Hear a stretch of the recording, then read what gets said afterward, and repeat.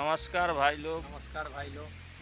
तो आज हमनी के अपना दुआरे पर बैठल बनी सो और बैठ के वीडियो शूट करतनी सो। आज बहुत बढ़िया ठंडा मौसम बा तो कौन बैठ के आज हवा खाइल जाओ ना। देखी बड़ के नीचे है दे फर्स्ट क्लास हमनी के पीपर के गाछ बा, बड़ के गाछ बा, ओकरे नीचे बैठल बनी सो।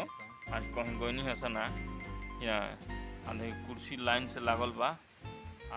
वही हमार मामा हो कि ना, मैंने हमारा मामा के सार हो तो हमरो ममे लगे ना।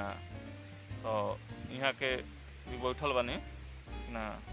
यहाँ के देखी, यहाँ के हाइट बहुत लंबा, देखी वैसा आदमी ना देख ले 7 फीट हाइट बा। टंगड़ी देखी ना, गांधी जी के टंगड़ी हो ना। राहुल बारे, राहुल के तो चिंते होके हम लोग।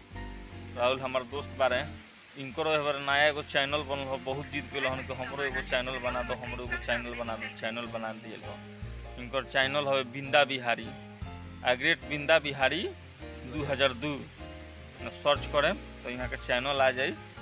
आई बहुत बढ़िया मस्त भाई हन ना।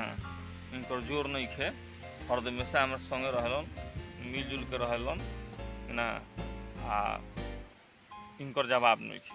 हम मामा के देखी, मामा खाना वाना खा के अब के आके टंगड़ी पसार के एकदम हवा पियो तनी ना, अजगर सांप नहीं हो।